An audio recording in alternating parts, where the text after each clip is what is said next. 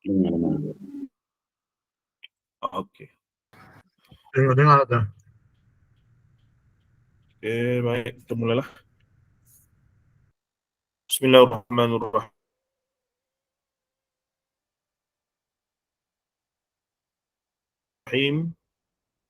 Assalamualaikum warahmatullahi taala wabarakatuh. Innal hamdalillah nahmaduhu wa nasta'inuhu wa nastaghfiruh wa na'udzu billahi min shururi a'malina. Man yahdihillahu fala mudilla lahu wa man yudlilhu fala hadiya lahu. Asyhadu an la ilaha illallah wa asyhadu anna Muhammadan 'abduhu wa rasuluh.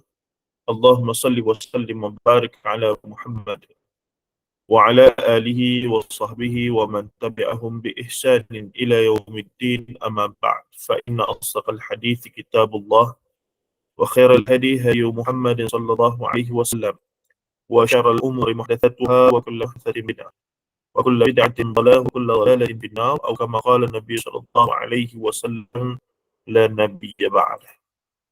Alhamdulillah, malam ini kita sambung bacaan kitab ataupun satu lagi buku yang kita pilih untuk baca sama-sama, berkaitan dengan 51 kisah, atau tajuk sebenarnya Qisasul Ghaib fi Sahihil Hadits An-Nabawi.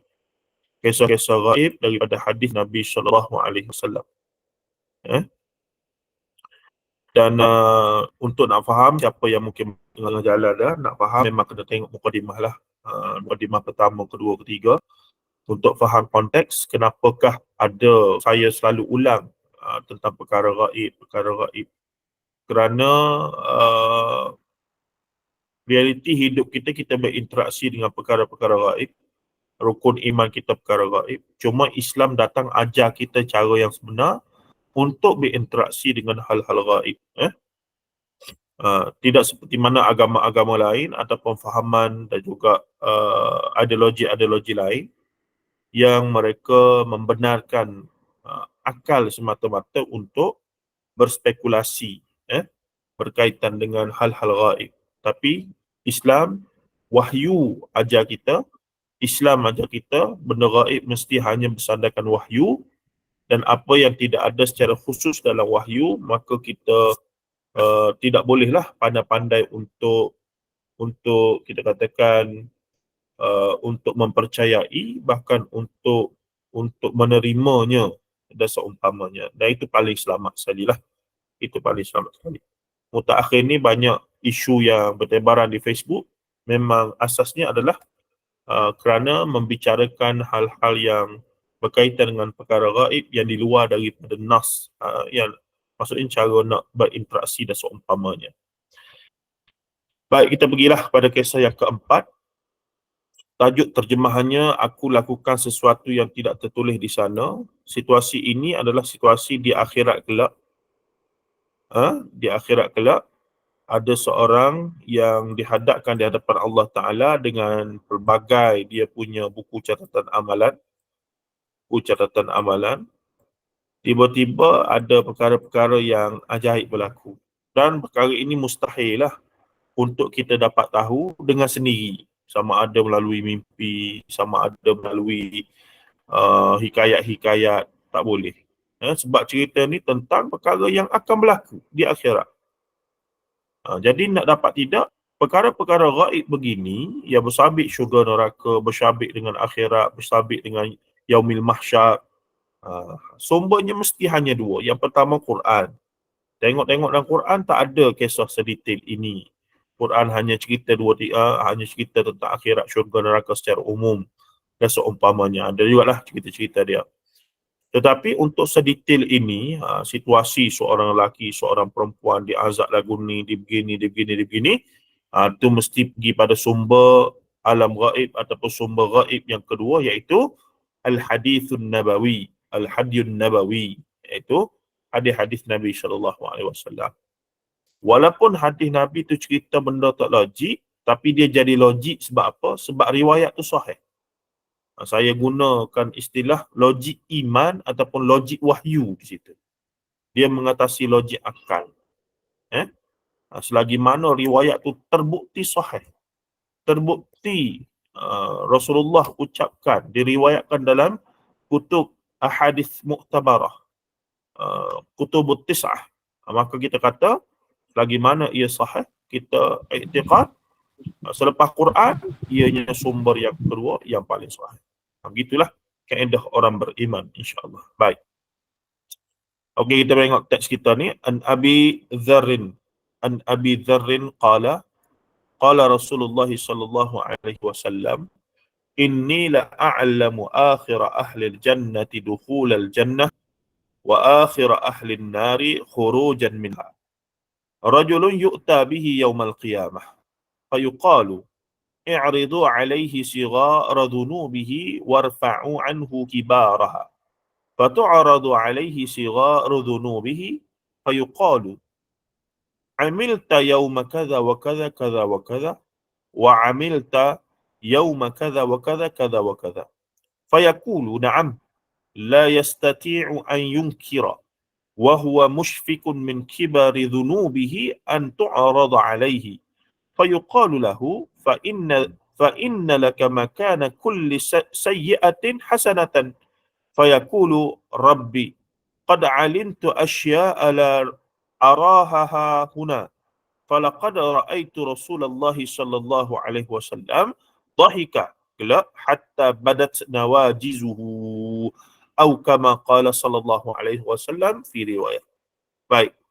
Daripada Abi Dzar yakni Al-Ghifari radhiyallahu anhu, guru saya ajar Ustaz Syamsuddin Abdul Rahman yang merupakan murid kanan kepada Imam Al-Asri.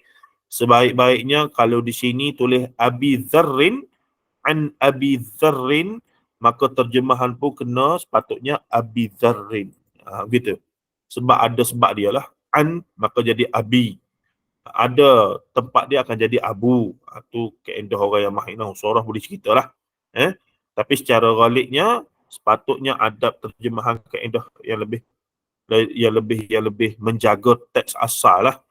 Bila teks menyebutkan an Abi Dzarrin, maka kita pun an daripada Abi Dzar. Ini. Cuma dalam kurungan ni sebab nak bagi saya sengaja masukkan nak bagi nak kata ni tambahan saya sendiri lah Al-Ghifari. Sepatutnya kita teks. Katanya qala Rasulullah sallallahu alaihi wasallam, daripada Abi Dzar kata Rasulullah sallallahu alaihi wasallam sabda. Rasulullah kata, inni la a'lamu akhir ahli al-jannati dukhul al-jannah. Rasul kata sesungguhnya aku kenal ahli syurga. Okey, Rasul kata aku kenal ahli syurga yang terakhir memasukinya dan ahli neraka yang terakhir keluar daripada neraka. Inni la a'lamu akhir ahli al-jannah dukhul al-jannah wa akhir ahli an-nari khurujan minha. Sesungguhnya aku tahu akhir ahli jannah, orang yang terakhir keluar masuk syurga, ahli syurga, orang yang terakhir masuk syurga. Macam mana terjemahan dia ni? Sesungguhnya aku kenal ahli syurga yang terakhir memasukinya. Comel tu terjemahan dia. Dan ahli neraka yang terakhir keluar daripada neraka. Baik. Kalau ikutkan lafaz yang awal ni tidak diketahui lelaki ke wanita ya. Kemudian barulah Rasulullah reveal rajulun, seorang lelaki lah. Rajulun yu'ta bihi yaumal qiyamah. Fayuqalu, maka berlakulah dialog. Rajulun yu'ta bihi yaumal qiyamah. Seorang lelaki ataupun lelaki itu didatangkan pada hari kiamat. Diserulah, dibawa pada hari kiamat. Fayuqalu, bila sebut pada hari kiamat ni, yakni secara validnya di yaumil mahsyar lah. Di mahsyar, di saat perhitungan sedang berlaku. Fayuqalu i'ridu alaihi sighar dhunubihi warfa'u anhu kibar. Lalu dikatakan kepadanya, bentangkan kepadanya dosa-dosa kecil, yakni yang dia lakukan, dan ampunkan dosa-dosa besarnya. Ridha alaihi sighar dhunubihi, dosa kecil, warfa'u, dan maafkan ataupun ampunkan ataupun hapuskan anhu kibaraha, dosa-dosa besar dia. Fatu'radu alaihi sighar dhunubihi, maka apa berlaku? lantas dibentangkan dosa-dosa kecilnya, maka dikatakan padanya. Kemudian tinggal dosa kecil saja. Arahan tersebut daripada Allah Ta'ala lah semestinya. Arahan tersebut kata, hapuskan dosa-dosa besar, bentangkan dosa kecil saja. Maka dibentangkan dosa-dosa kecil dia dan dikatakan kepadanya, yauma kadza wa kadza, kadza wa kadza.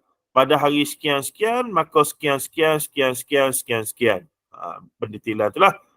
Fayaqulu, dia pun bila dibacakan pertuduhan tersebut ataupun catatan tersebut, fayaqulu, dia pun jawab balik, na'am, betul belaka. Betul belaka, tak ada apalah. Memang betul belaka, benar. Dia tidak dapat menafikan dan mengingkarinya. Dan dia takut dosa-dosa besarnya pula dibentangkan ke atasnya. Dalam keadaan dosa-dosa kecil dibentangkan itu, fayaqulu na'am, la yastati'u an yunkira. Dia tidak ada kemampuan untuk nak mengingkarinya. Wa huwa musyfikun, dan dia takut min kibari dhunubihi an tu'rada alaihi. Jika dia duk musykil, dia duk takutlah jika dosa besar dia akan dibentangkan pula. Tiba-tiba asalnya memang dah arahkan jangan buka. Tiba-tiba tak apalah buka, tengok juga dosa besar dia. Dia takut. Jadi bila bentang dosa kecil ni, na'am selalu dia. Betul-betul belaka. Yauma kadza wa kadza kadza wa kadza wa amilta yauma kadza kadza wa kadza kadza wa kadza. Betul belaka, betul belaka, betul belaka. Ya, betul belaka. Dia takut. Fayuqalu lahu, maka dia pun kata, dikatakan kepada dia, fa inna laka makana kulli sayyi'atin hasanah. Dia kata, kemudian dikatakan kepadanya, sesungguhnya telah ditukar setiap keburukan kepada kebaikan bagi dirimu. Kemudian dikatakan kepada dia, setiap keburukan dosa-dosa kamu ni telah ditukar menjadi kebaikan belaka. Fayaqulu, Rabb, Tuhan. Dia pun terkejut. Sungguh aku telah melakukan beberapa perkara yang aku tidak melihatnya tertulis di sini. Dia pun macam terkejut. Macam, mana pula ni? Qad amiltu asya'a la araha huna. Sesungguhnya aku telah melakukan beberapa perkara yang tidak tertulis di sini. Bermaksud, dosa-dosa kecil dia pun telah dipadamkan. Falaqad ra'aitu, tapi keadaan dia ni menggambarkan dia kaget. Bahasa Indonesia ya, dia jadi macam terkejut kalut. Mana dosa-dosa aku ni? Kalau kata nak buat dialog cara kita lah. Sepatutnya ada lagi ni, mana habis semua ni? Wahai Tuhan, ada lagi ni. Dia pula jadi kalut. Padahal Allah yang kurniakan kepada dia pengampunan tersebut. Ini kita kata pelik-pelik ni cerita ni. Dan cerita pelik lagu ni, dan bahkan lebih pelik lagi, Isra' Mi'raj ke berapa, selagi mana riwayatnya sahih, maka wajib atas akal kita, iman kita patuh kepadanya. Dan itulah fungsi yang namanya wahyu, pertama Quran, yang kedua hadis-hadis sahih Nabi SAW dalam berinteraksi dengan hal-hal ghaibiyat begini. Jadi apa yang susah sangat tu? Apa yang susah sangat tu? Nanti bahagian kedua kuliah malam ni saya akan bongkarkan. Sebagaimana semalam kita dah nyatakan, saya tak sempat nak bincang tentang Isra' Mi'raj berdasarkan tradisi kesusastraan Melayu tradisional, secara lisan dan juga secara bertulis ataupun secara hikayat kemudiannya. InsyaAllah kalau sempat kita akan bincang. Tadi tengah hari pun kuliah yang sama. Jadi ulang malam ni sikit lagi. Tak tahulah tuan-tuan sanggup dengar ke tidak lah. Boleh ke? Tak ada komen lagi ni. Senyap je malam ni. Aktifkan komen-komen kita. Macam biasa. Baik. Okey. Sama cerita kita ni. Jadi bila dia terkejut begitu, dia pun malah dia pula komplain, ya Allah, ada lagi ni, mana ni? Ni kalau bahasa kita lah nak bagi gambarannya. Baik. Kemudian apa yang berlaku di akhir hadis ni, Abu Zar Ghifari kata, falaqad ra'aitu. Ra'aitu di sini Abu Zar ni lafaz habis dah lah. Ni habis dah lafaz hadis. Falaqad ra'aitu, maka sesungguhnya aku lihat Rasulullah. Ra'aitu di sini balik pada Abu Zar Ghifari radhiyallahu anhu. Dia kata, sesungguhnya aku bila dengar Rasulullah cerita tadi tu, sesungguhnya di hujung tu, aku tengok Rasulullah SAW dahika, tergelak. Kalau ibtisam, tersenyum. Ini dhahika, tergelak. Hatta badat nawajizuhu, sehingga ternampak gigi gerahangnya yang belakang sekali. Nawajizuhu, gigi gerahang belakang ni lah. Jadi, ni saya lompat cerita sikit nak bagi maklumat tambahan. Saya pernah dengar satu ceramah ustaz selebriti, lebih kurang bukan 15 tahun, hampir saya rasa dekat dengan tahun 2008. 2008 ni dekat 16 tahun dulu ya, 17 tahun dulu. Tempat saya kerja lama di KL Central, sebuah institut, sebuah kerajaan punya ni lah, JPPH dia panggil, Jabatan Penilaian dan Perkhidmatan Harta ya.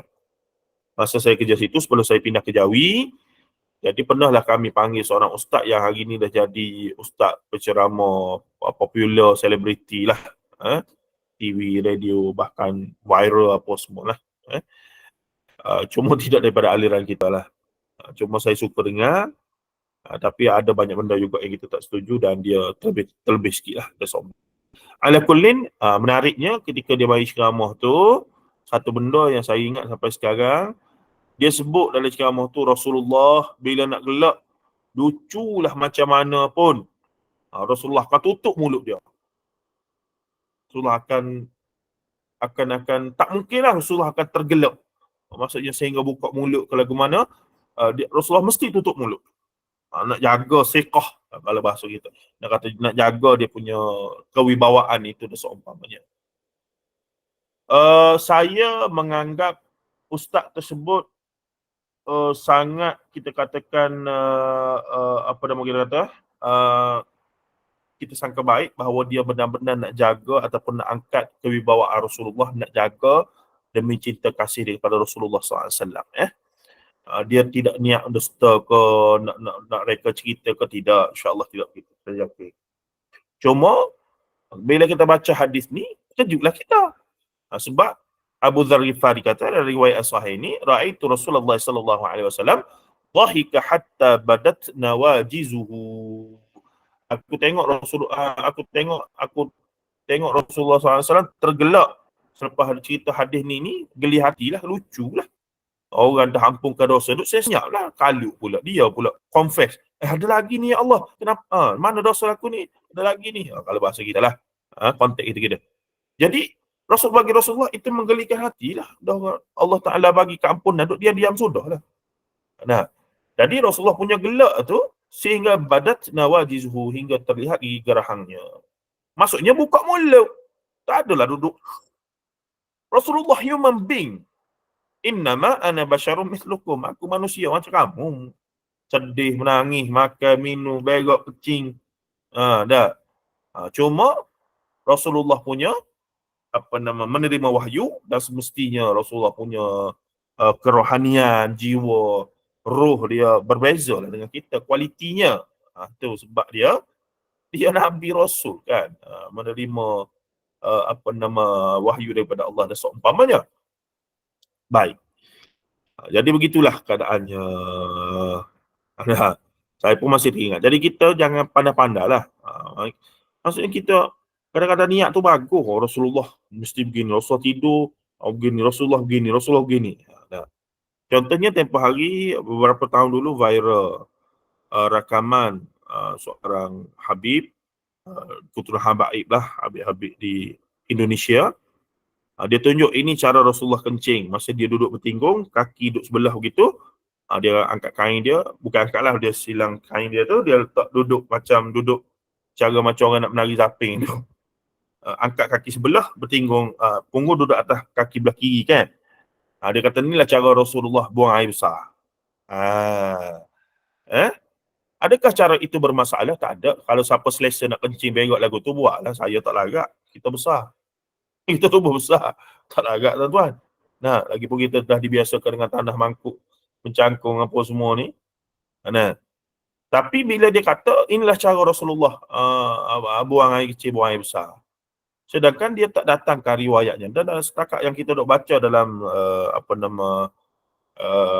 contohnya Syama'il Muhammadiyah ke, kitab Riyadhus Salihin ke, tidak digambarkan cara Rasulullah kencing tu ada begitu. Dan kemudian adalah asatizah lain telah mengulas bahawa tidak sahih tentang kedudukan tersebut.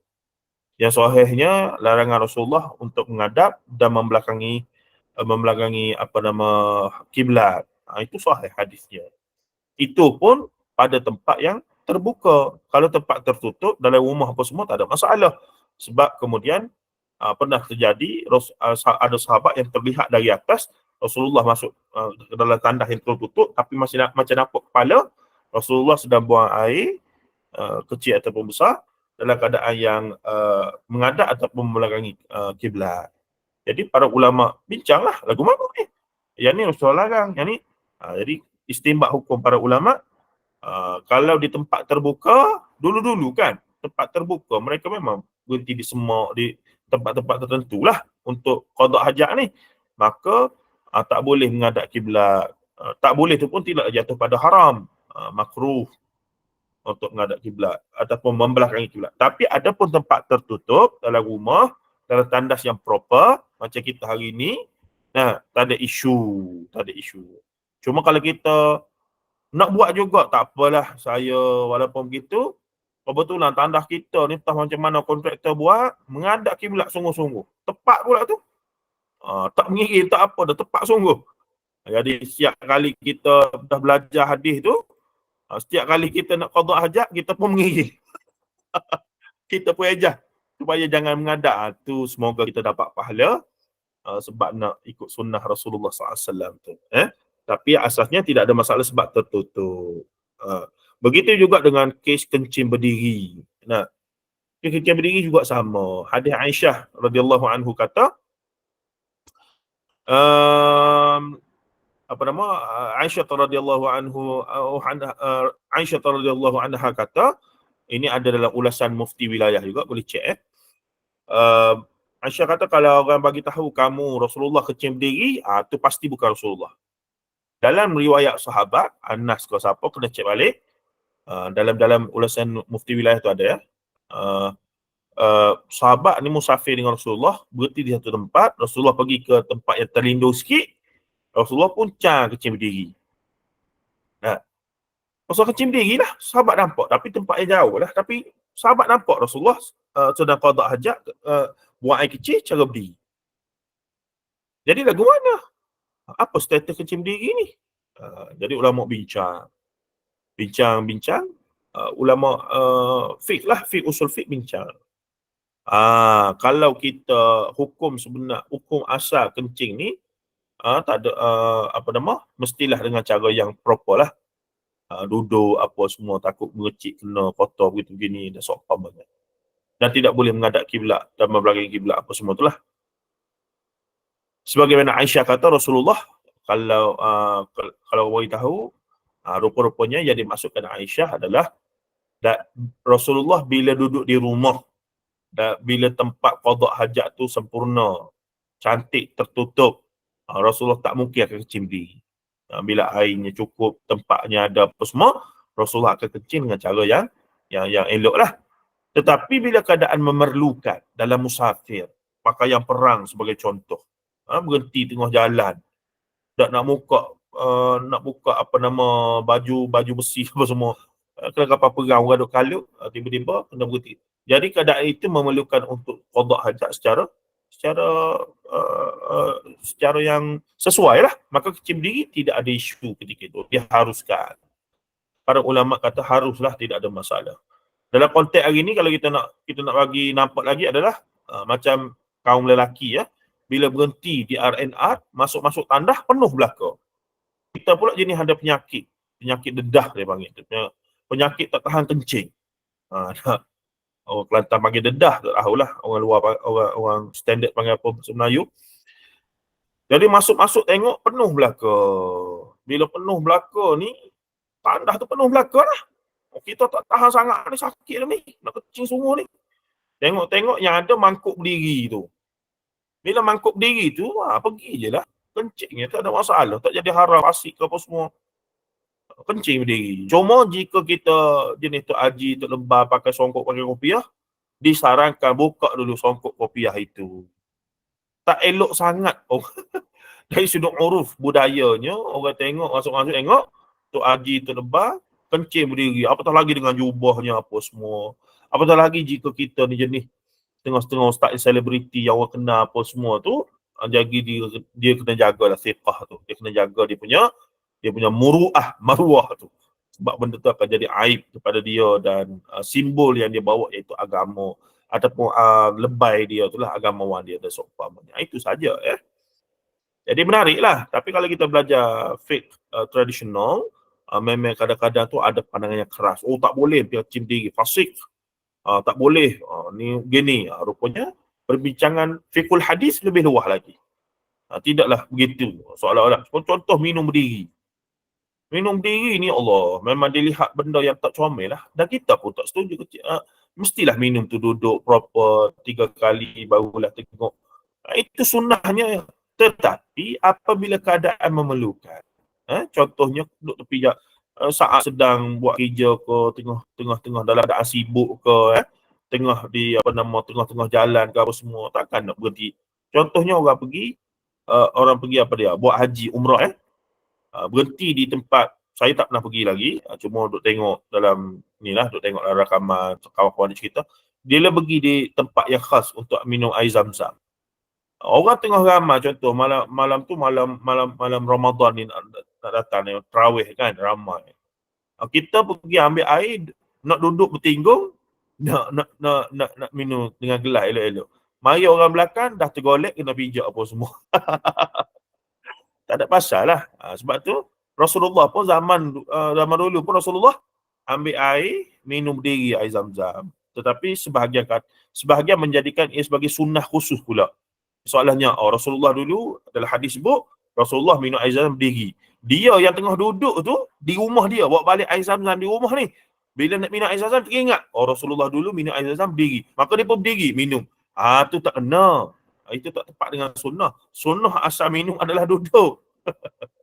Rasulullah berdiri tu sebab berada di telaga ke di ketika tengah buat haji ada umrah, ketika suasana masa sahabat riwayat Rasulullah minum diri tu. Kena tengok suasana lah. Kalau kita pergi ke sana dan kita tengah buat ibadat umrah dan orang tengah ramai, berhenti nak minum air Zam-Zam, minum diri, tak ada masalah. Semua orang minum diri pun masa tu. Siapa yang benar pergi boleh sahkan lah. Tapi ketika tengah kalut-kalut orang ramai tu, kita pun buat nak duduk lah, tak molek ni berdiri ni. Kita pun duduk tergolek kena pijak kat orang lain. Tak ada pasal. Jadi situasi-situasi itulah bila kita mengaji hadis ni dia jadi mencerahkan lah, jadi luas sikit. Tidaklah jadi satu hala sempit, begitu keadaannya. Baik, akhir sekali katanya lagi di sini, okey. Hatta badat nawajizuhu. Rasulullah SAW ketawa hingga melihat gigi rahannya. Okey, saya dengar ada komen tadi menyebutkan saya pernah dengar kisah Nabi SAW tidak pernah ketawa sekadar tersenyum. Ada perbincangan bahawa Rasulullah ni tak ketawa yang mesti kita faham. Ketawa yang dimaksudkan adalah ketawa terbahak-bahak. Tak mungkin Rasulullah ketawa terbahak-bahak macam kita. Tepuk sampai sembuh air liur. Tak mungkin. Na'udzubillah min zalik. Tak mungkin. Cuma tergelak sehingga terbuka mulut nampak gigi rahan. Itu konteks hadis. Kalau kita lagi mana Allahu Akbar. Mungkin dua tiga patah begitu. Maksudnya tidak bolehlah kita bayangkan terbahak-bahak macam kita tepuk-tepuk meja mengilang-ilang. Na'udzubillah min zalik. Tak mungkin Rasulullah gitu. Cuma dalam konteks yang kata sekadar tersenyum dan tak pernah tergelak sehingga nampak, tak mungkin. Sebab apa? Hadis ni bukti. Jelas hatta badat nawajizuhu sehingga ternampak gigi gerahamnya. Maksudnya terbuka lah mulut sekejap. Mungkin 1 second, 2 second ke begitu je lah. Tak adalah terbahak-bahak macam kita. Na'udzubillah, tak boleh bayang begitu. Boleh faham ke tuan-tuan? Baik. Hadis ni takhrijul hadis diriwayatkan oleh Imam Muslim dan Sahih Muslim Kitabul Iman bab adna ahlil jannah manzilatan fiha nombor 190, juga diriwayatkan oleh Al-Imam Tirmizi rahimahullah dalam kitab Sifat Jahannam nombor 2596. Baik. Intipati dan pengajaran kisah Muslim yang melakukan dosa-dosa besar namun tetap mentauhidkan Allah tanpa keraguan dalam jiwanya tidak akan kekal dalam api neraka. Ini akidah ahli sunnah wal jamaah.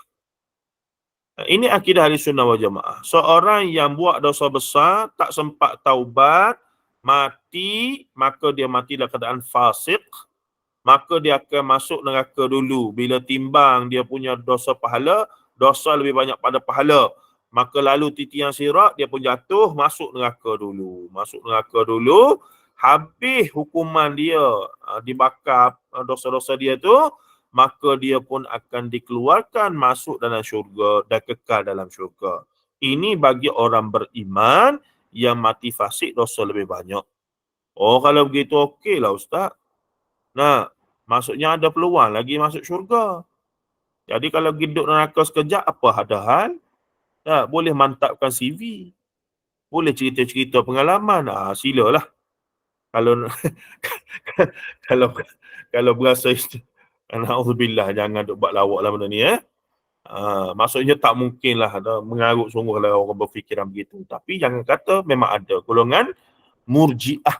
Golongan yang melihat dosa ni satu benda yang kecil dan seumpamanya. Golongan murji'ah itu. Baik.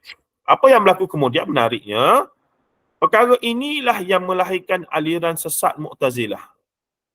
Aliran sesat tapi tidak kufur. Kita kena faham ya, ahlul dalal wal bid'ah belum lagi ahlul kufur wasyak. Jadi kita pandai-pandai kata orang yang ahlul dalal sudah menjadi ahlul syirk ataupun ahlul kufur. Tidak. Golongan yang tersesat, dia sesat jalan lah. Tapi dia masih Muslim.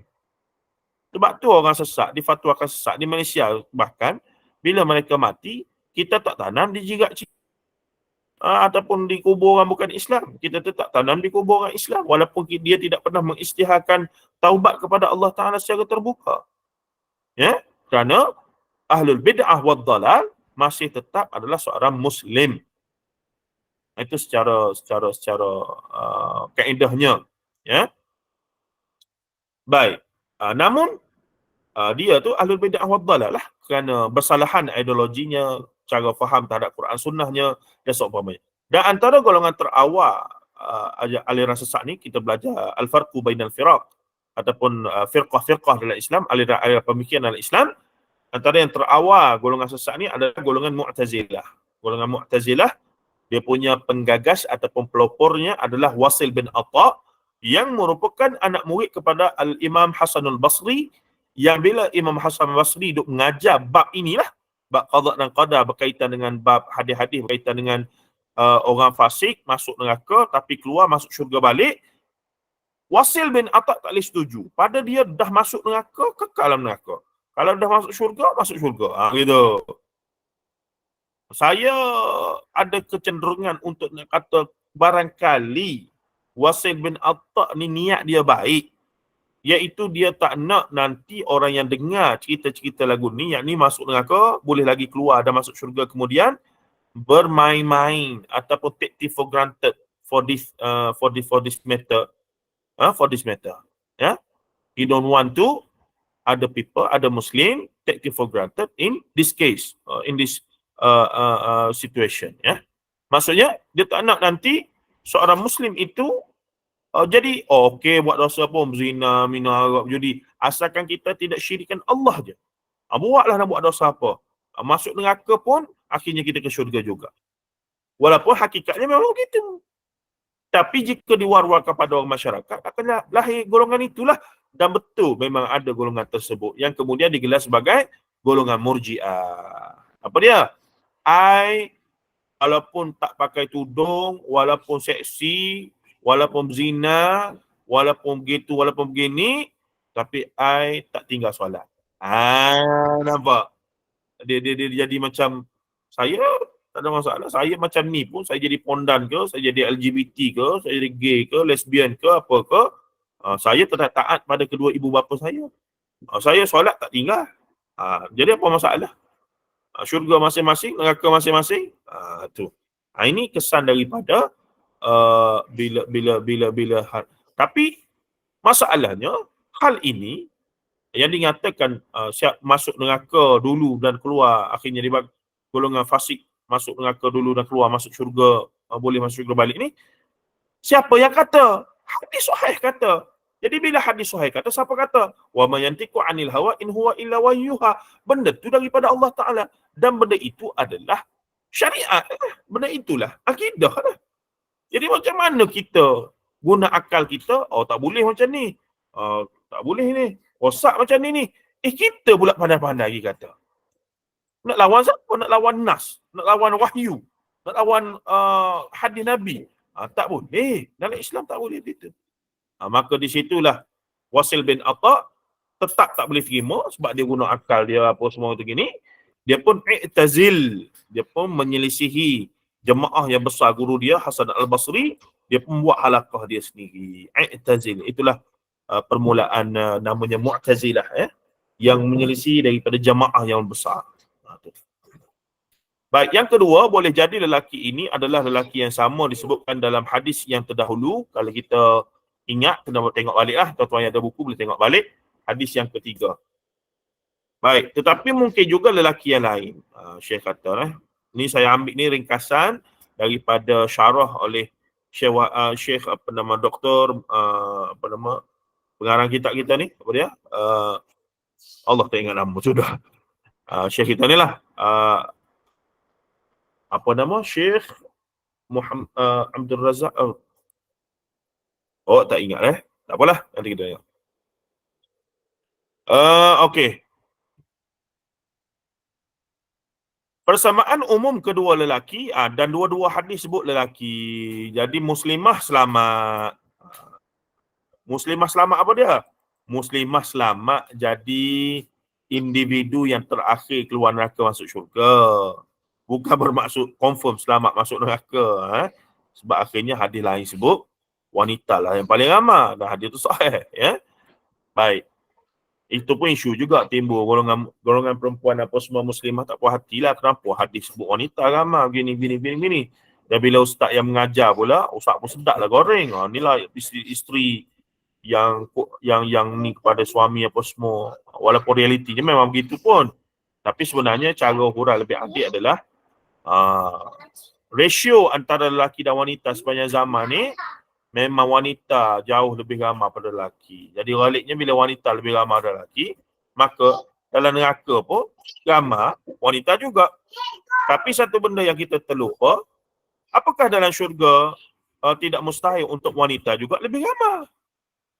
Keluar kan? Keluar.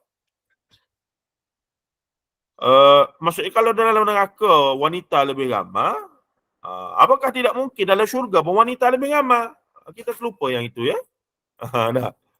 Tapi untuk sahkan yang ni, kalau ada hadis lain, hadis yang menyokong, solid. Setakat ni, mafhum mukhalafah saja. Tidak, maksudnya keberangkalian kita pakai. Kalau kata hadis kata wanita ramai dan neraka, maka disebabkan rasionya wanita ramai, apakah tidak mustahil dalam syurga juga wanita lebih ramai pada lelaki? Gitu. Wallahu a'lam. Tapi itu andaian lah. Bukan satu penegasan yang disandarkan dengan wahyu. Melainkan siapa-siapa boleh share hadis yang mengisyaratkan betul dalam ada Rasulullah sebut dalam syurga pun ramai wanita juga. Kalau begitu, tapi sebenarnya memang ada secara umum ya. Cuma dia bercampur dengan bidadari lah. Sebab atas seorang yang nanti kita akan jumpa hadis dalam ni juga. Berapa puluh ribu yang pertama, 80 ribu yang pertama masuk syurga tu, setiap daripada mereka diiringi oleh dua bidadari. Bidadari tu perbincangannya pula. Bidadari ni siapa? Ada kata isteri di atas muka bumi lah. Ada kata memang bidadari yang Allah Ta'ala sediakan. Nuril Ain. Ada seumpamanya. Ada pelbagai lagi perbincangan di situ berdasarkan nas. Tapi kalau capur bidadari, capurlah isteri dia ke siapa yang dikatakan menjadi bidadari syurga kemudiannya, macam-macam wanita juga lebih ramai dalam syurga tu. Wallahu a'lam. Nak tahu sungguh, kena mati dulu, kena sampai akhirat, kena masuk syurga. Kita bercakap berdasarkan data daripada hadis. Setakat tu. Bolehlah faham sikit. Bolehlah nak pergi cuba faham, tengok kaedah bahasa, kaedah ni sikit-sikit, tapi tak boleh sampai tahap kita kata guna ra'yi, guna akal kita ni sampai terlajuk sangat tanpa hilang dia punya essence yang asal tu, tak boleh. Itu bahaya. Itu bahaya. Jadi kita pandai dah pula. Na'udzubillah. Baik, seterusnya keluasan rahmat Allah terhadap hamba-hambanya dan pengampunan dosa-dosa mereka malah ditukarkan ia menjadi pahala kebaikan. Ini boleh terjadi setiap kali baca hadis lagu ni saya kata, Ya Allah, semoga akulah manusia yang engkau sebut dalam hadis ni. Sebab aku tahu aku akan jumpa kamu dengan dosa yang banyak. Harap-harapnya dosa besar tu kamu tak pandang. Ya Allah, dosa-dosa kecil pun tiba-tiba terhapus, tak tahu gimana. Dan kemudian engkau ampunkanlah aku ni. Semoga begitulah. Setiap kali nak baca hadis ni memang Allahu Akbar, Ya Allah. Semoga aku termasuk kalangan inilah. Nah, tapi masalahnya, kalau kita kata nak jadi orang ni, maka kita kena masuk neraka dulu. Sebab dia ni lelaki yang terakhir, ahli syurga yang terakhir masuk syurga, dan yang terakhir masuk neraka. Takkan kita nak jadi ahli neraka dulu? Na'udzubillah min zalik, tak nak. Tapi bila baca bahagian dosa-dosa dia dihapuskan, dosa kecil Allah Ta'ala kemudian tukar dengan pahala, kita kata, Ya Allah, semoga jadi lagu ni lah, dan seumpamanya. Allahu Akbar. Baik, seterusnya, sehingga ditanya, tidakkah orang-orang yang banyak dosa lalu ditukarkan dosa-dosa mereka dengan kebaikan mendahului orang-orang yang sedikit dosa dan banyak kebaikan? Jawapannya, keburukan itu di sisi mereka hanya menjadi satu kebaikan. Tidak sama dengan orang-orang yang mengamalkan amal soleh, yang satu kebaikan digandakan menjadi 10 bahkan 700 kali ganda, hingga digandakan menjadi lebih banyak daripada yang demikian, maka bagaimana mereka dia lebih baik. Di sini ada hadis, kalau siapa biasa belajar Riyadhus Shalihin dalam bab niat, perbincangan tentang niat. Seseorang yang niat buat baik, tiba-tiba tak jadi buat baik. Dia nak buat baik, dia niat nak buat baik, niat saja nak buat baik. Tiba-tiba tak jadi. Contohnya dia niat nak pergi nak derma, tiba-tiba tak jadi derma. Dia tetap dapat satu pahala kerana dia telah niat buat baik tadi. Tetapi bila dia niat nak buat jahat, tiba-tiba niat nak buat jahat, tiba-tiba tak jadi buat jahat.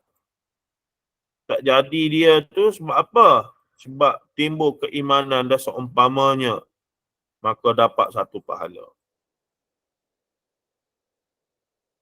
Dia niat nak jahat dan dia berjaya melakukan kejahatan tersebut, maka bagi dia satu dosa. Ini formula dia. Dosa besar, dosa kecil lah. Bergantung pada apa yang dia buat lah. Tetapi jika dia niat nak buat baik dan berjaya buat baik, maka pahalanya 10 hingga 700 bahkan lebih lagi. Kalau ikut formula ni tuan-tuan, logiknya banyaklah pahala kita berbanding dosa. Sepatutnya lah. Sepatutnya. Jadi sepatutnya kita menghadap Allah Ta'ala, dosa tu tak ada. Tapi berdasarkan formula dalam hadis ni sebut, kalau kita siapa mengaji Riyadhus Shalihin memang adalah hadis ni, awal-awal lagi. Makanya, bawa balik sikit. Makanya, payah untuk kita untuk kita guna matematik ni kata, pahala kita balik bila kita mati esok-esok menghadap Allah Ta'ala kurang daripada dosa. Maksudnya, orang yang dosa banyak sangat daripada pahala ni, teruk betul lah tuan-tuan, teruk betul lah. Na'udzubillah min dzalik. Semoga kita tidak tergolong daripada golongan ini.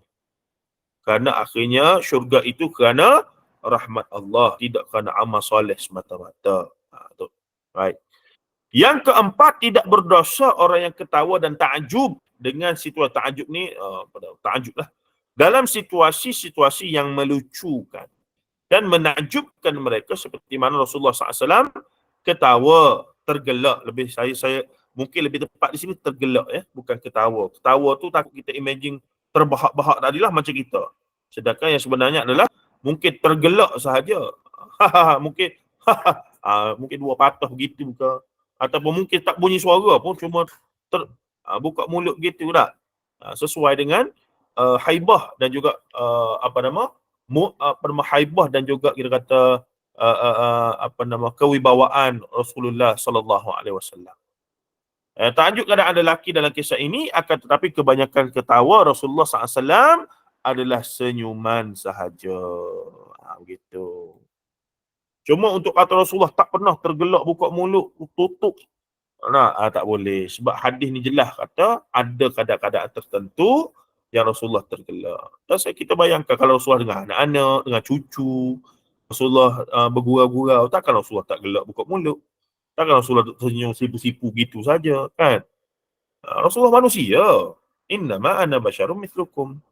Manusia. Cuma dalam konteks tertentu, dia manusia yang ada kelebihan yang di luar kebiasaan.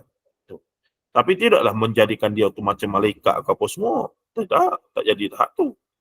Okey, habislah perbincangan kita berkaitan kisah yang kelima. Dan sebagai nilai tambah untuk malam ini, saya nak bawa perbincangan sedikit. Tuan-tuan, kita 10 sekarang. Saya nak kena charge. Saya nak kena charge laptop sekejap. Okey kan ni, senyap belakang ni? Saya tengok, okey, ada komen ni. Allah merahmati. Okey.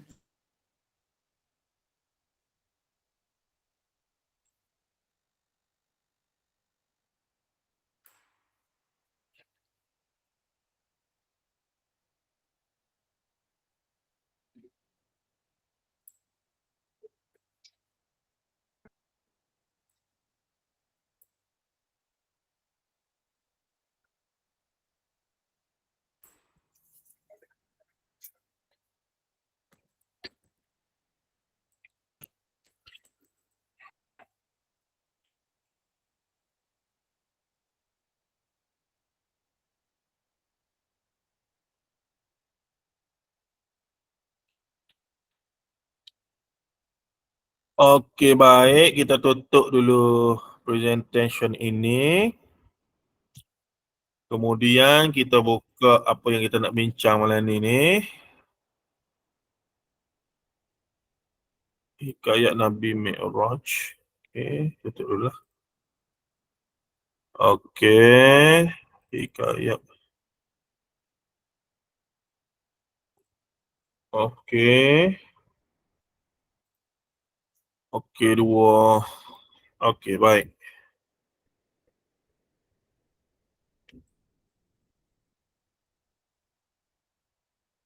Okey. Share dulu.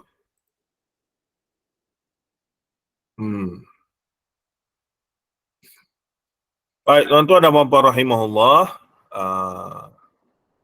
Sesuai dengan bidang kajian saya di peringkat PhD dulu dan juga bidang lain lah. Kita mengkaji teks Melayu tradisional, bermaksud manuskrip lah, tapi saya tak pergi manuskrip, cuma kandungan dia ya.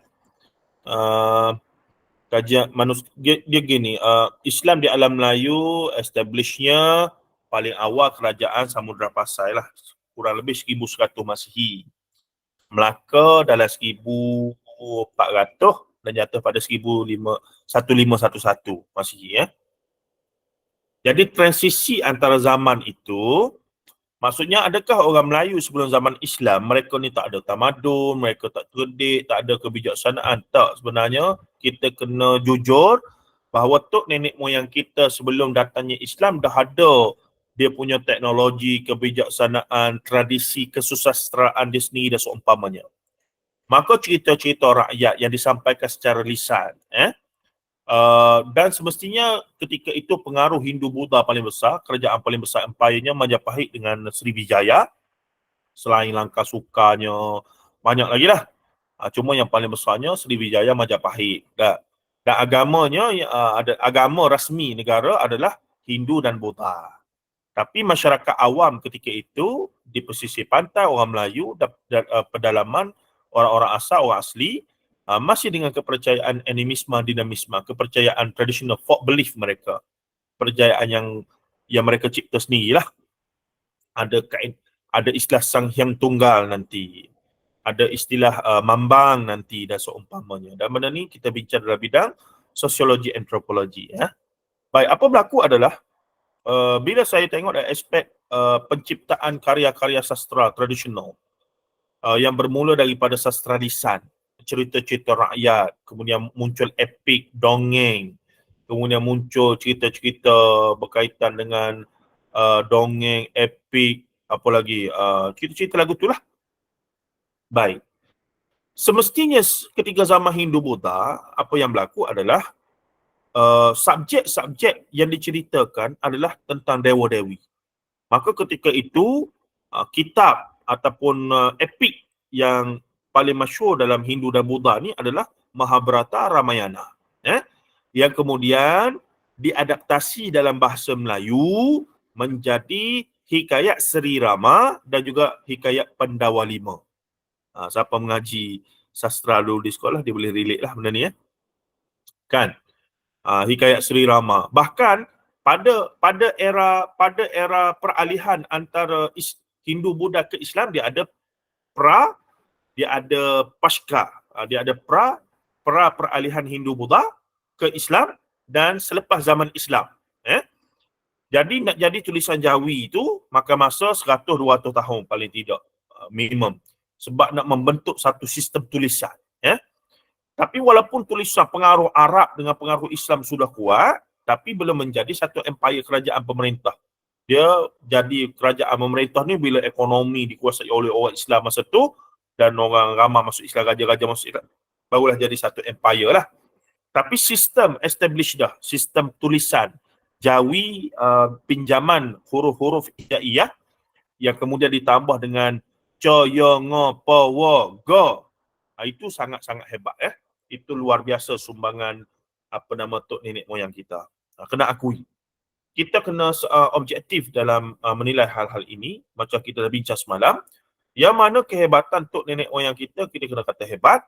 Yang mana kekurangan 10, 20, 30% itu perlu diberi nilai tambah dan perlu dikemaskini dan seumpamanya. Bukan kita nak buang, kita nak tohok belaka, tidak, tuan-tuan.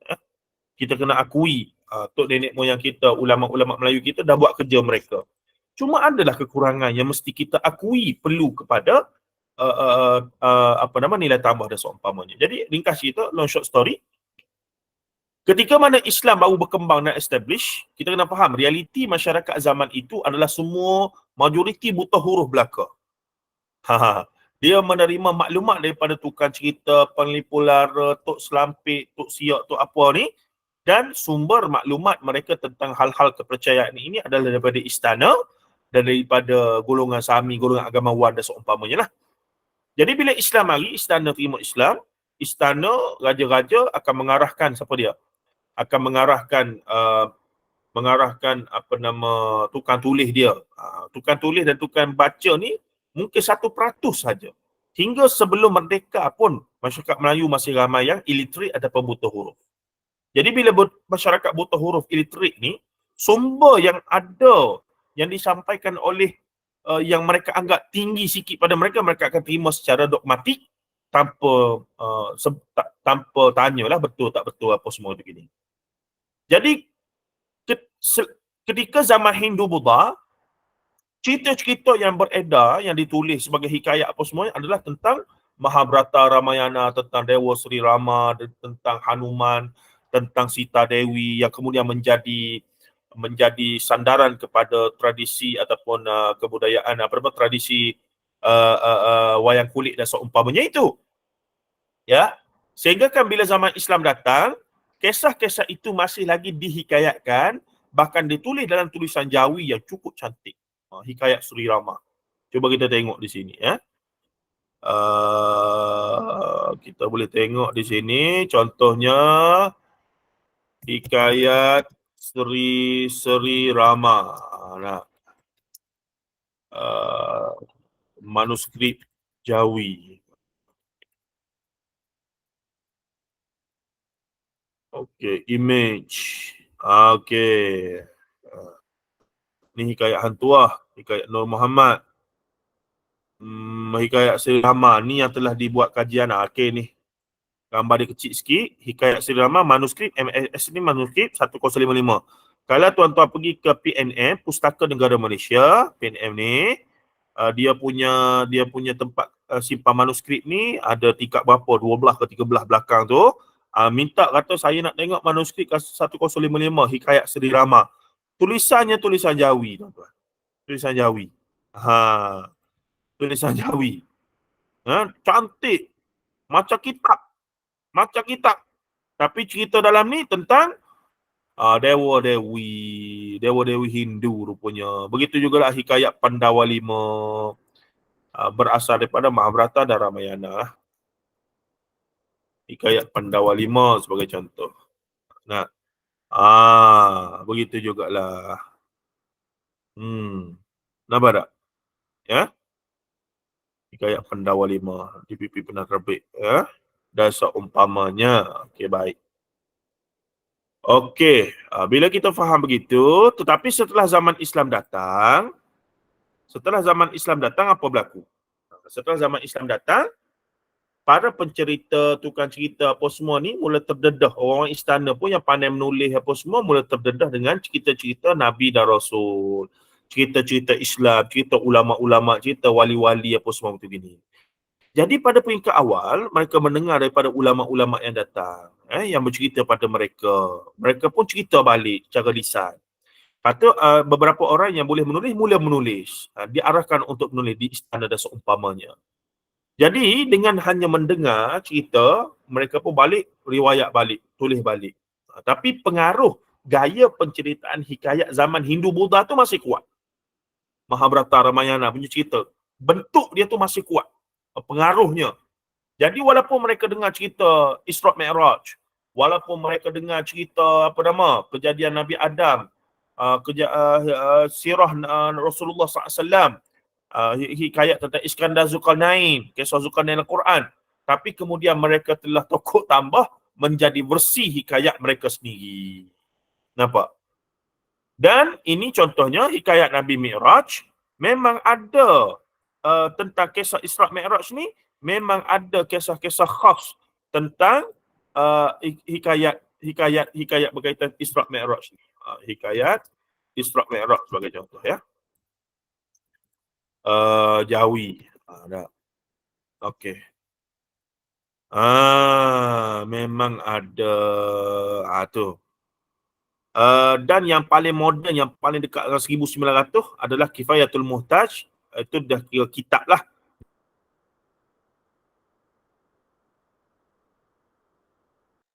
Ditulis oleh Syekh inilah dia punya penceritaan yang lawan, ya. Tetapi di sana ada hikayat Nabi Mi'raj namanya. Hikayat Nabi Mi'raj. Ini memang manuskrip, ya. Memang asal manuskrip. Bahkan bukan hanya ada di Malaysia kita, di Indonesia pun ada juga. Ini salah satu kajian juga yang dibuat. Dan ini pun kajian yang dibuat seumpamanya. Okey, ni The Malay Hikayat Mi'raj Nabi Muhammad. Dikaji oleh Mak Saleh apa semua. Harga 500 lebih. Geram je saya tengok, ya. Baik, ini antara manuskrip asal Hikayat Nabi Mi'raj nama dia.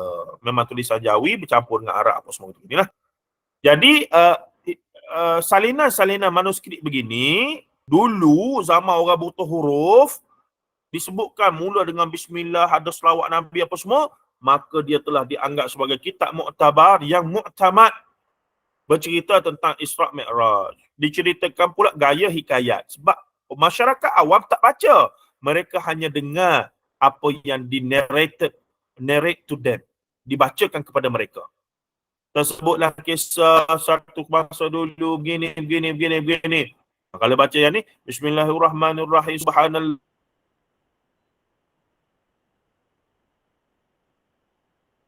alladhi asra bi'abdihi laila minal masjidil haram. Mulai Quran ni kemudian masuk cerita gurau. Pada tahun 1983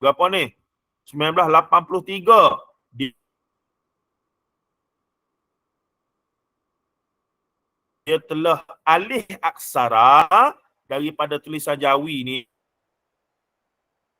ke dalam tulisan bahasa Indonesia. Dia telah buat 3 hikayat Nabi Mi'raj, hikayat Nur Muhammad dengan hikayat Dharma Tasya. Yang ni saya tak tahu pasal apa. Hikayat Nur Muhammad kita tahu antara yang terawal hikayat dalam bahasa Melayu berkaitan Islam yang bermasalah jugalah. Dan hikayat Nabi Mi'raj. Dan kemudian dia telah buat sedikit pengenalan lah, surat 13. Dia buat ni, siapa nak bagi tahu saya boleh share, tak masalah. Di Facebook saya ada link tu, boleh cari. Google pun jumpa ni. Nah, boleh baca sendiri, tengok lagu mana. Cuma saya nak kata begini tuan-tuan. Bayangkan zaman ni, latar masyarakatnya buta huruf begitu dan kepercayaannya mutlak kepada istana, kepada orang agama. Bila cerita versi hikayat ni, mereka percaya ke tidak? Siapa boleh jawab? Mereka percaya tak benda tu sahih, betul-betul sungguh dan tidak mungkin tak betul dah seumpamanya. Ataupun mereka akan kata, tak betul ni, mesti tak sahih ni. Nampak tak? Lagu mana tu? Ngaji cara tradisional dulu, main rugby pun pakai seluar track panjang. Lepas ngaji fiqh Bukhari, paha buka aurat. Bila pakai seluar tak lutut, tegur pula. Baik. Okey, nampak tak? Itu situasi. Sebab tu saya ambil bidang pengajar Melayu ni sebab nak faham benda ni lah. Macam saya bincang semalam lah.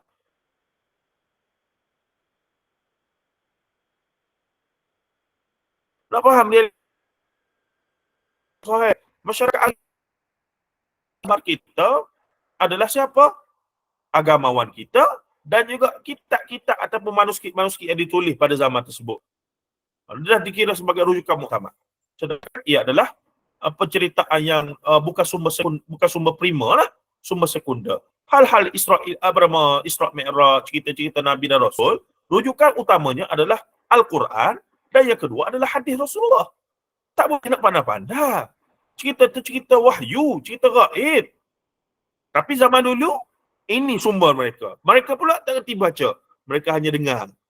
Dengar pula oleh tukar baca. Tukar baca pula bukan ulama semestinya. Kadang-kadang orang-orang biasa, orang-orang istana, penulis apa semua yang kerti membaca. Jadi apa yang berlaku, pekaji ini secara ringkas tuan-tuan ya, malamlah kita ni, dia pun buatlah pendahuluan, dia buat kajian lah. Gini-gini, dia ceritalah naskah ni ambil di mana, cerita ni pasal apa, rumusan begini-begini.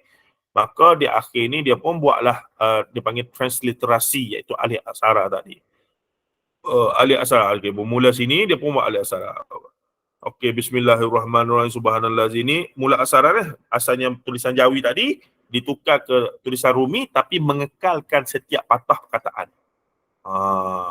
Amma ba'du fahadhihi risalatu la latifatu fi bayanil Isra' wal Mi'raj, artinya ada pun bla bla bla bla bla bla. Sebermulanya maka ada suatu hikayat akan Nabi kita Muhammad sallallahu alaihi wasallam pada antara suatu masa, padahal ia berbaring-baring antara dua orang laki-laki pada sisi Baitullah di dalam hajat. Tengok. Bermula riwayat ni dia kata Rasulullah ni setengah baring-baring di antara dua lelaki. Maksudnya di antara dua lelaki duduk tengah dalam hajar. Hajar ni mungkin Hijr Ismail. Maka tiba-tiba datang kepadanya Jibril alaihi salam dan Mikail alaihi salam. Tak pernah kita dengar ni. Ni perganji dah ni. Berbaring-baring di antara dua laki-laki. Tak pernah kita dengar ni. Okey, nak cek di mana ni? Dalam Quran. Quran ada satu ayat saja pasal Isra' Mi'raj. Iaitu ayat pertama dalam surah Isra'. Itu saja. Detail ni tak ada. Ada kat mana? Dalam hadis. Hadis mana? Sahih Bukhari ada. Jadi menggunakan dua teks ini, seorang pengkaji pada tahun 2020 ni, sebelum pandemik itulah ni, awal pandemik itu ya, Abdul Latif dengan Asyik Yuda Wirijaya ni, Universitas 11 Maret, belah mana tak tahu ni, kalau Google jumpa ni. Ni dia punya alamat Gmail, kalau tuan-tuan nak WhatsApp, nak email dia tanya betul kalau dia buat kajian ni, boleh tengok lah. Dia kata hikayat Nabi Mi'raj sebuah analisis intertextuality. Interteksi maksudnya dia buat perbandingan di antara sumber asal dengan sumber yang digunakan, iaitu teks ini. Ni teks ni. Teks hikayat ni. Jadi dia buat perbandingan dengan apa dia? Ringkas ceritanya, dia buat perbandingan dengan apa dia, tuan-tuan? Dengan hadis riwayat Bukhari nombor 3887. Ada? Kitab Manaqibul Ansar Bab Al-Mi'raj. Kitab berkaitan dengan kedudukan keutamaan orang Ansar. Dalam kitab, dalam bab dia adalah Babul Mi'raj. Di sana ada hadis panjang. Baik, kita tengoklah, senang ya. Sunnah.com, hadisnya nombor berapa? 3887. Sahih Bukhari. Itu teknologi membantu kita ya. Kita jangan nafikan ini kelebihan yang kita ada. 38 Kitabul Manaqibul Ansar. Ini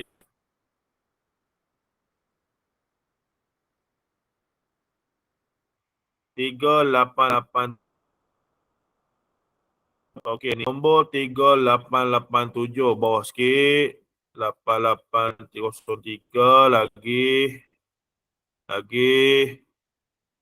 Banyak lagi. Banyak lagi.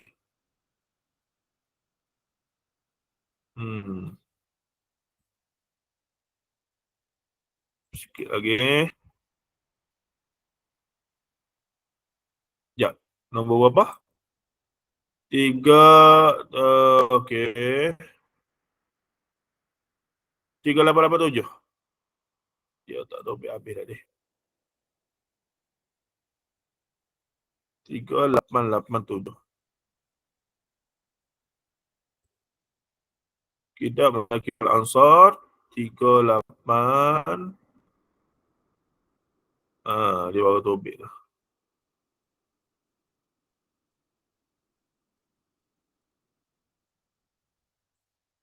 Okey. Okey, bab hadisul Isra wa qalillahi ta'ala subhanallazi asra bi 'abdihi lailan minal masjidil haram. Ni bab kecil dia, kitab Manaqibul Ansar, bab besar, bab paling besar, ni bab kecil sikit. Bab hadisul Isra, dan di sini babul Mi'raj, hadis 3887, hadis yang paling panjang dan paling autentik, nombor 2 lepas Quran, Sahih Bukhari, berkaitan Isra Mi'raj dan detailnya dalam ni. Jadi sebenarnya cara selamat nak tahu Isra Mi'raj, yang pertama, buka tafsir Quran, tafsir Mu'tabar, tafsir Ibn Katsir sebagai contoh. Tengok apa ulasan Ibn Katsir terhadap ayat pertama surah Al-Isra. Biasanya di situ dia akan masukkan semua hadis-hadis. Cukup dah ustaz-ustaz nak cerita pasal Isra Mi'raj di situ. Yang kedua, tengok hadis ni, dua hadis ni, tengok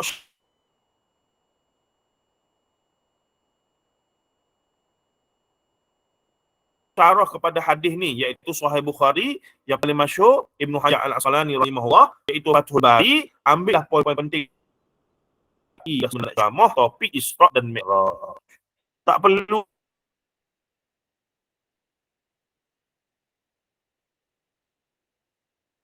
dah nak tambah-tambah yang lain. Tapi sepanjang di alam lain begitu. Enggak,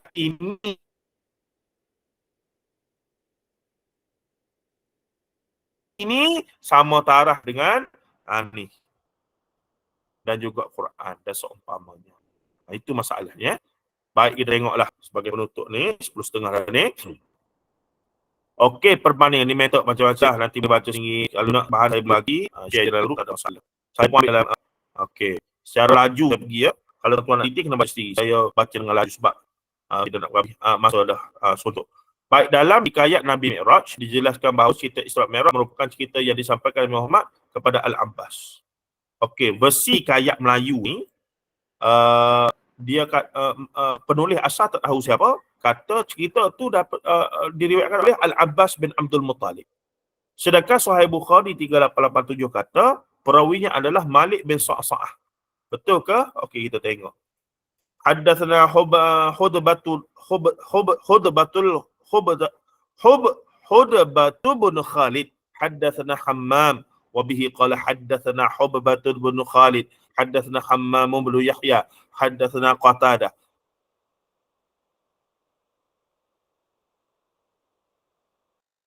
Anas bin Malik an Malik bin Sa'sa'ah. Jadi pengkaji ni kata versi Sahih Bukhari Malik bin Sa'sa'ah, perawi tertinggilah dekat dengan Rasulullah. Tapi versi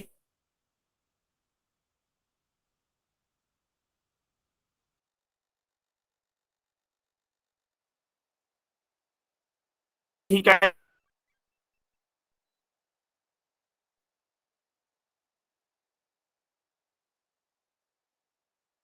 kata cerita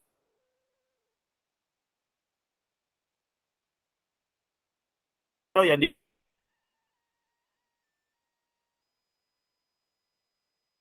terima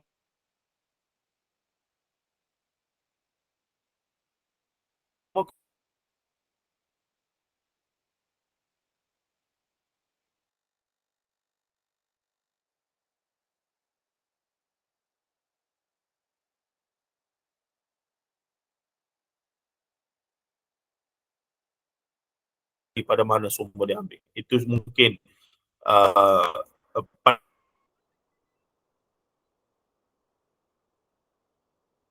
pandangan dia ada soal. Apa dia? Dia awali dengan pengurusan malaikat Jibril dan Mikail. Dua watak di sini, malaikat dan Mikail. Sedangkan versi Sahih Bukhari kata hanya Jibril saja. Dan permulaan cerita adalah Rasulullah kita pada malam itu aku telah dibawa oleh Jibril untuk dibelah hati. Tapi cerita ni lain. Cerita versi hikayat ni ada mukadimah dia dulu, begitu begini. Dan yang ketiga, laju lagi saya pergi. Ya. Okey. Oh, tersekat-sekat lain Minta maaf. Nanti kalau tersekat-sekat ni kena tengok balik siapa nak tengok, kena tengok apa nama? Kena tengok rakaman lah, mungkin clear masa tu ya. Saya teruskan dulu supaya kita tidak ambil masa ni. Baik, yang ketiga terdapat persamaan mengenai hewan borak. Okey, dua-dua teks ada tentang borak. Cumanya versi hikayat Nabi Mi'raj ni borak dibawa oleh Jibril dan Mikail. Bukan seekor, beberapa ekor untuk Rasulullah buat pilihan. Versi hadis sahih Bukhari, Jibril bawa borak yang borak seekor lah. Mari untuk Rasulullah terus naik. Tidak ada cerita-cerita pilih-pilih nak pilih yang mana ni. Jadi yang mana ni? Kalau kita hidup zaman tok nenek moyang kita dulu, kita percaya pada yang versi Sahih Bukhari ke? Kita semestinya versi hikayat lah. Ya. Baik, seterusnya. Okey, sini. Okey. Dalam hikayat Nabi Mi'raj disebutkan peristiwa kita kena ingat peristiwa Isra Mi'raj ni bukan Sahih Bukhari saja, ada beberapa riwayat lain yang sahih dan juga dhaif. Yang bab ni kita kena tengok secara keseluruhan lagi. Kemudian dalam naskah hikayat Nabi Mi'raj ada beberapa nama asing disebutkan, watak-watak lah kalau kita kata ya. Contohnya malaikat Ta'il, malaikat Khazunnab, malaikat 70 muka. Ni benda-benda di mana ada dan semestinya benda-benda tu tidak ada dalam Sahih Bukhari. Yang paling kritikal tengok perbandingan Nabi di siap lapis langit pertama. Versi hikayat langit pertama Nabi Ismail. Versi Sahih Bukhari Nabi Adam. Yang kedua, langit kedua tidak ada. Versi hikayat. Versi Bukhari Nabi Yahya dan Isa. Dan seterusnya berbeza. Semua berbeza. Semua berbeza ya. Jadi kita pelik lah kenapa berlaku begitu. Okey, dah banyak lagi ni saya tak baca.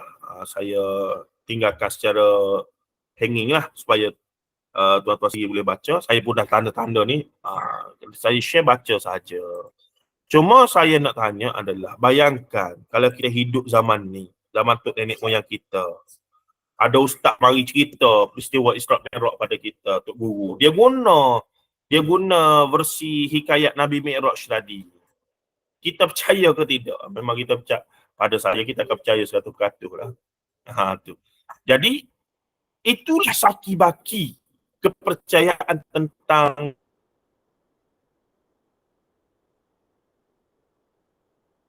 perkara agama kita. Wahyu, kisah-kisah wahyu Nabi dan Rasul. Belum lagi benar-benar versi yang daripada Allah dan daripada Rasulullah sallallahu alaihi wasallam. Jadi begitulah. Okey, Tuan Mukhlisah tanya ni. Puan Mukhlisah tanya, ada lagi ke yang guna hikayat ni? Setakat ni tidak ada dah. Paling tidak yang banyak digunakan lagi adalah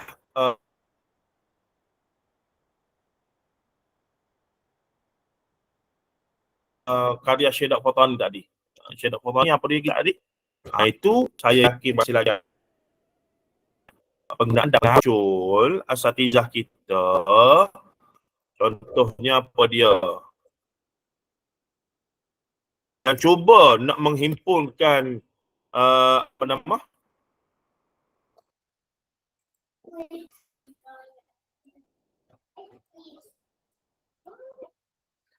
Bila muncul asatizah kita, ustaz-ustaz yang cuba nak bantu kita, dia tulis satu buku khusus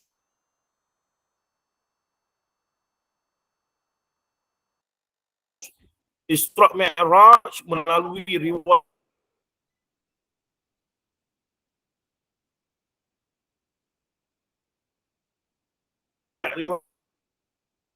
riwayat. Buku itu bukan buku cerita. Kalau siapa dia baca, nak dapatkan cerita, memang kecewa lah.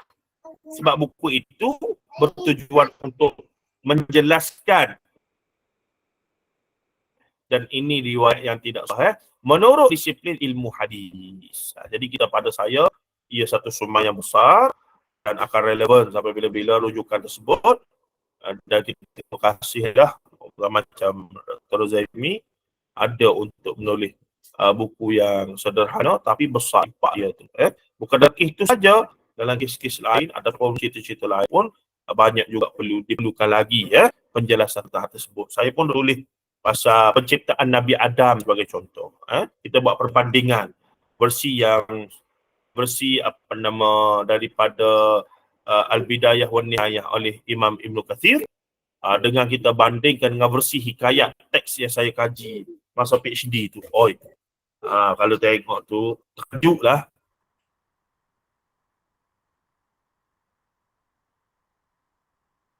Cerita Nur Muhammad tu, Allah dicelup dalam air dalam Nur Muhammad tu ni. Lagi turun balik direndam berpuluh ribu tahun keluar. Ai dahsyat. Dahsyat.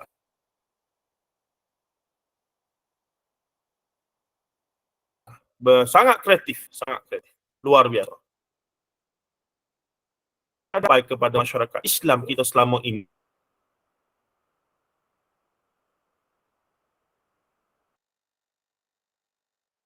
Ini untuk nenek moyang kita dan menjadi panutan kepercayaan